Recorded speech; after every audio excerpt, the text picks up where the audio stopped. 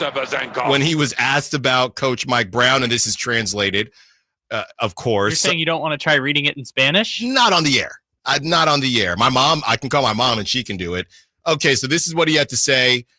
I try to learn from every coach, but I'm not going to lie to you. My experience with Mike Brown was not the best. I would never criticize his knowledge, but speaking of communication, I can't say that our conversations were correct. He was not honest. He was not honest. Now, this can go a lot of different directions from was Mike Brown not honest?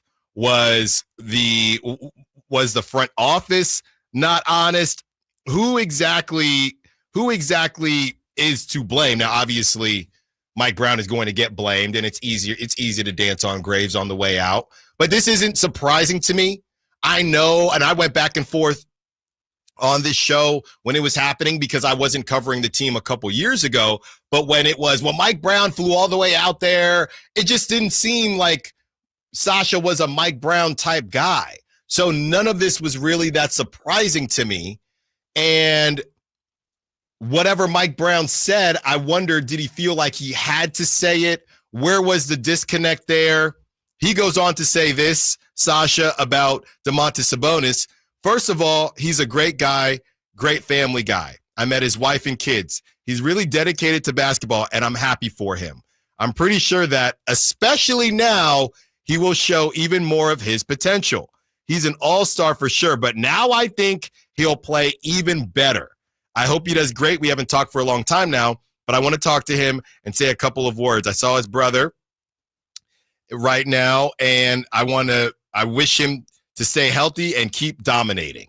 So Sasha is essentially saying that he even thinks Sabonis will be better with no Mike Brown. So this is the tea, and I hope I didn't sell this tea too hot. But essentially, there were situations last season where Sasha would get a DMP or didn't play a lot of time, and he was heard on the phone in his native language, on the phone, not far enough away from media and everyone else. I mean, I don't want to say screaming, but not pleased with the situation. And this was not that late into the season because, Sasha also dealt with injury.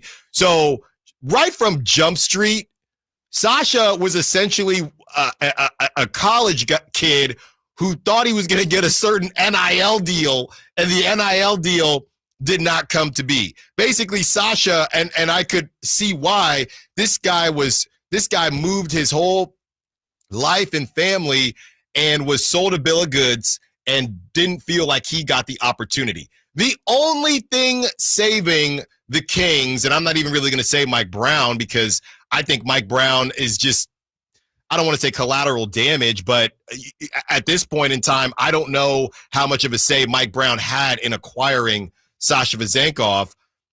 The only thing saving the Kings and Mike Brown is that Sasha is not in the league anymore. If he was cooking on the Raptors, oh my goodness, that would be terrible.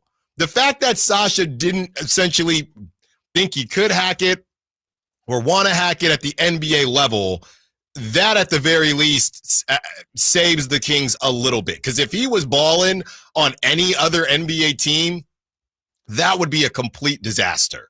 But as far as Mike Brown is concerned, Sasha saying that Mike Brown was not honest, that's his prerogative to say that. That's how he understood the situation from the outside looking in. They came off a season of the highest offensive rating in the history of the NBA, and Monty McNair says, you know what, we need more offense. Mike Brown wanted defensive players, and he was given Sasha Vezenkov. So I'm not really sure where all of that lands. It's hard for me to put it on Mike Brown because we know he wanted to focus on defense. So I think Mike Brown is kind of caught in the crossfire. I don't know what he said to Sasha, and maybe he didn't help the situation, but maybe he felt like he didn't know what to say to Sasha. This guy just moved his whole family, and he left a very good situation that he went back to, and now you have Sasha, just being very honest about the situation. What do you have to say about Domantas Sabonis and playing better? Clearly, this locker room was not as lockstep as everyone thought. Okay, one of the Kings, and if we can have that conversation, you want to be a part of the conversation, 916-339-1140, got to get to a break. One of the Kings' main trade targets is a bit injured. How is that going to affect the Kings making a move moving forward? Allen Stiles, Sactown Sports. All guests and callers